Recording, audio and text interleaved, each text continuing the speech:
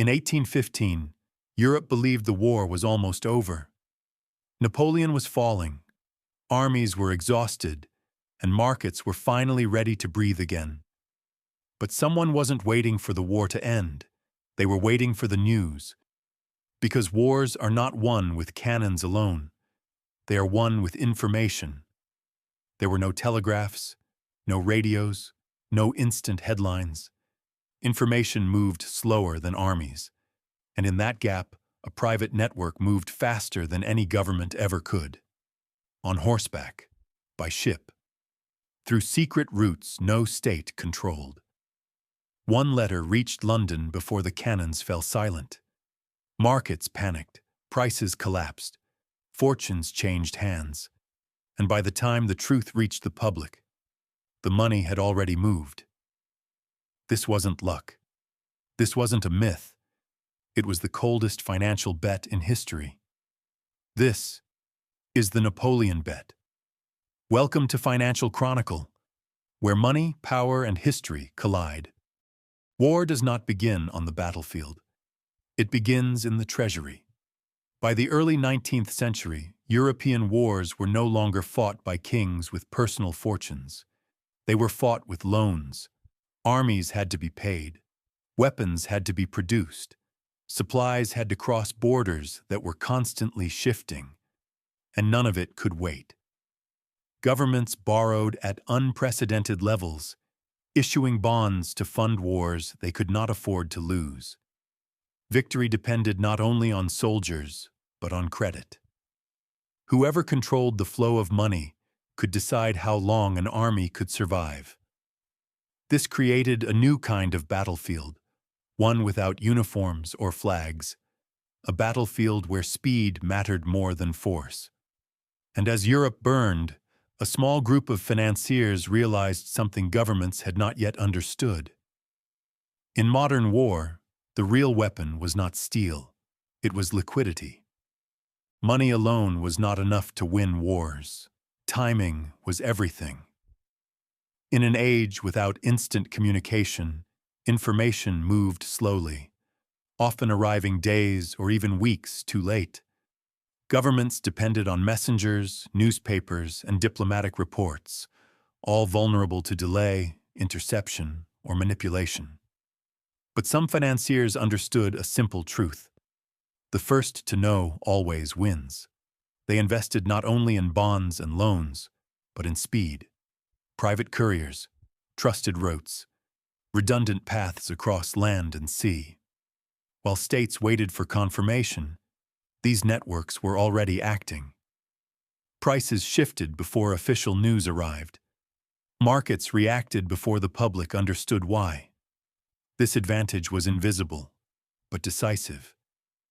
Because in war finance, knowing the outcome even a few hours earlier could mean the difference between survival and collapse.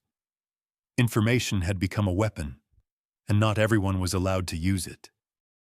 By 1815, Europe was covered in borders, checkpoints, and blockades, but information ignored them all. Across the continent, a private network moved faster than any army or government messenger ever could. Letters crossed borders before officials reacted. Ships departed ports before newspapers were printed. This system was not official. It did not belong to any state. And that was its greatest strength. Each route had backups. Each courier knew only what was necessary. If one path failed, another was already in motion. While governments waited for certainty, this network acted on probability. And in markets, probability was enough. Prices did not wait for confirmation. Neither did opportunity. By the time official news arrived, positions had already been taken. Outcomes had already been decided. But here is what most history books never explain. The real advantage wasn't knowing the news first. It was knowing when everyone else still didn't know. And that difference changed everything. Markets do not fear bad news. They fear uncertainty. In 1815, Europe was suspended between two realities. Napoleon might return, or he might be finished for good. Until confirmation arrived, nothing was certain, and uncertainty was expensive. Government bonds swung wildly on rumors alone. A single sentence, whispered in the wrong place, could erase fortunes overnight. Most investors waited. They needed proof, but waiting had a cost. Those who acted early accepted risk, but they also claimed opportunity. Because markets do not reward accuracy, they reward timing. Every delay meant higher prices, weaker positions, and fewer options. In this environment, information did not need to be perfect. It only needed to be earlier than everyone else's. And for those who understood this, uncertainty was not a threat. It was a weapon.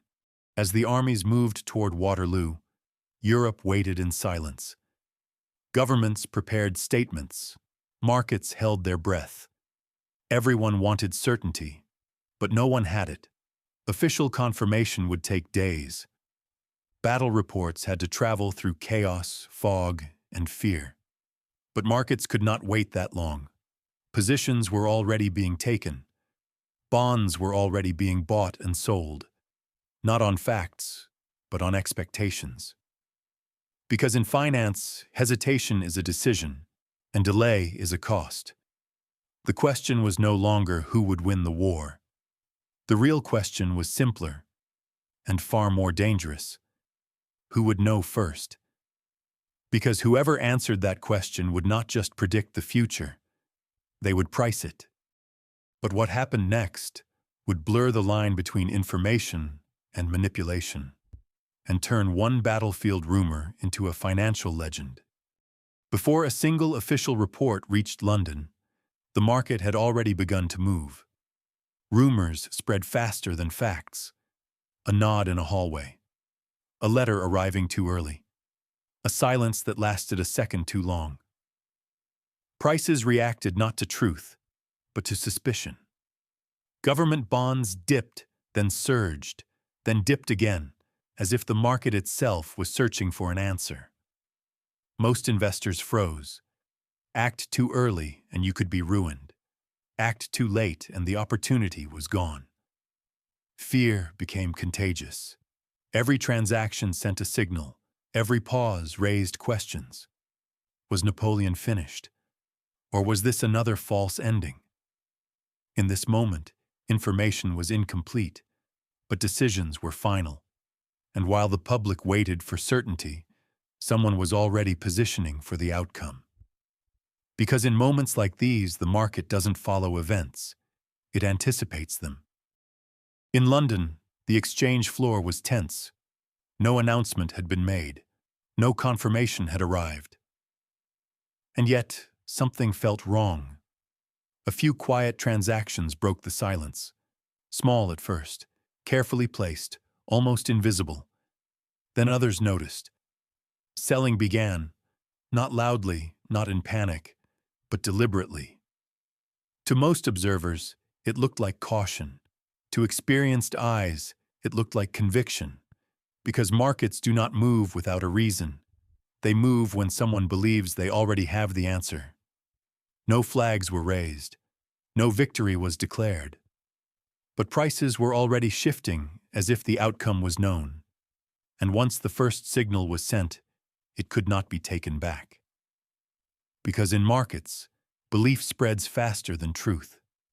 But the story most people remember is not what happened next. It's what they were later told had happened. When the official news finally reached London, it arrived calmly, almost quietly. Napoleon was defeated. The war was over. There was no shock on the exchange floor. No sudden realization, no dramatic reversal. Because by the time the truth became public, the market had already adjusted. Prices did not explode. They settled. What looked like foresight was, in reality, timing. What looked like genius was preparation. The public believed the market was reacting to the news.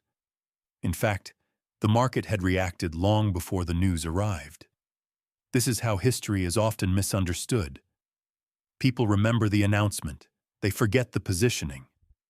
But in finance, the announcement is never the beginning. It is only the confirmation of a story that has already played out behind closed doors. And by then, the winners are no longer visible. They are already gone. What happened next was not just history, it was storytelling. Within weeks, a narrative began to spread. A single man, a single signal, a market manipulated at will. The story was powerful because it was simple. Too simple. It reduced a complex web of preparation, logistics, and timing into a dramatic moment anyone could remember. But legends are rarely built on facts alone. They are built on repetition. Each retelling removed context. Each version sharpened the drama, until the myth became more memorable than the truth. This is how financial history often survives, not as documentation, but as explanation. And once a story becomes accepted, questioning it feels unnecessary. Yet the real question was never whether the legend was true. The real question was why people needed to believe it. When historians revisited Waterloo years later, they focused on the legend. Did one man manipulate the market? Did a single signal trigger a collapse? These questions missed the point. Markets are not controlled by moments. They are shaped by systems. No individual transaction could move prices alone. What mattered was structure, liquidity, positioning, and access to information. The advantage was never a dramatic sell-off. It was preparation long before the first rumor spread. By the time uncertainty peaked, the outcome was already priced in. The legend survives because it offers a villain or a hero. The mechanics are less satisfying. They show something more uncomfortable. That power in finance rarely looks dramatic. It looks organized. And once systems are in place, they don't need manipulation. They simply work. After Waterloo, something quietly shifted. The war was over, but the financial map of Europe had changed permanently. London emerged not just as a political capital, but as the center of global finance. Government debt consolidated there. Bond markets deepened. Liquidity gathered in one place. And the network that had proven its speed during war now proved its value in peace. Information still mattered. Timing still mattered. But now, trust mattered most. Governments returned to the same financiers again and again, not because of legend, but because of reliability. What had begun as a wartime advantage became a peacetime institution, and once capital chooses a center, it rarely leaves. By the end of the Napoleonic Wars, financial power no longer followed armies. It followed markets, and markets now spoke with a distinctly British accent. The methods perfected during war did not disappear with peace. They evolved. What had once been emergency financing became standard practice. Governments learned to live with debt. Markets learned to price risk. And financiers learned that stability could be just as profitable as chaos. Networks expanded. Credit lines replaced couriers. Reputation became collateral. The lessons of Waterloo were quietly absorbed into the system. Speed mattered. Access mattered. But above all, credibility mattered. This was the beginning of modern financial power, not built on secrecy alone, but on consistency. Those who could move capital reliably across borders and crises became indispensable. And once a system proves it can survive war, it earns the right to shape peace. By the mid-19th century, finance was no longer reacting to history. It was helping write it. The most important lesson of the Napoleonic era was not about battles or treaties. It was about power. Power no longer required armies. It did not need flags, borders, or uniforms.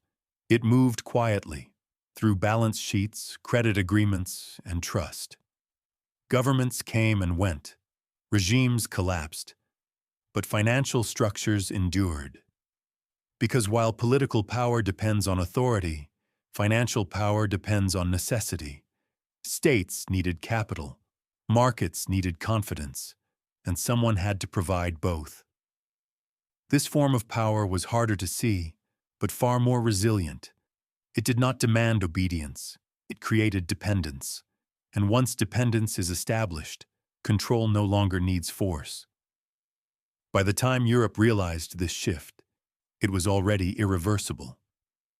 The battlefield had moved, not away from war, but behind it. What happened after Waterloo was not an exception. It was a template. The same mechanics appeared again and again, in later wars, in financial crises, in moments when governments needed money faster than trust could be built. The tools changed. Couriers became cables, letters became signals. But the logic remained the same. Those who controlled liquidity and moved faster than institutions shaped outcomes long before announcements were made. History remembers events. Markets remember patterns. And once a pattern proves profitable, it is rarely abandoned. This is why the story of Waterloo still matters. Not because of who won the battle, but because of what it revealed. Because if this pattern could shape the 19th century, the real question is not what it changed then. The real question is this: what happens when the same logic operates in a world where information travels instantly, and no one admits who controls it? By the late 19th century, the advantage of speed had changed form. It was no longer visible. Messages no longer arrived on horseback. They moved through wires, cables, and coded signals. Faster, quieter, harder to trace. What once looked like a daring network now looked like infrastructure. Markets adapted, governments adapted, but the asymmetry remained. Some actors always knew more, or knew it sooner, and the faster information traveled, the harder it became to identify who truly benefited from it. Because speed no longer looked like movement. It looked like normality. By the time decisions reached the public, they were already reactions, not choices. This is the paradox of modern finance. The faster information moves, the less visible power becomes. And when power becomes invisible, it becomes unquestioned. As the modern era unfolded, markets began moving faster than governments could react. Policies required debate. Laws required time. But capital moved instantly. Crises no longer waited for permission. They unfolded in hours, sometimes minutes. Governments found themselves responding to price movements they did not control and signals they did not fully understand. This reversed the old order. Power no longer flowed from the state to the market. It flowed from the market to the state. Decisions were framed as necessities, bailouts as inevitabilities, reforms as emergencies, and behind every urgent decision stood the same invisible pressure: liquidity. Because when markets move first, governments are left to explain afterward. And once that balance shifts, it rarely returns to what it was before. The battlefield had changed again, not in location, but in authority. In the digital age, information no longer arrives late. It arrives constantly. Prices react in milliseconds. Algorithms trade without emotion. Decisions are executed before humans can question them. In theory, this should have eliminated advantage. If everyone knows everything instantly, no one should know more. But the opposite happened. Speed created noise, volume created confusion, and attention became the new scarcity. Those who could filter information not just receive it, regained the advantage. Power shifted once again, away from access and toward interpretation, because knowing first no longer mattered if no one understood what mattered most. In a world drowning in data, the real edge returned to those who could see patterns while everyone else saw chaos, and history, quietly, began repeating itself.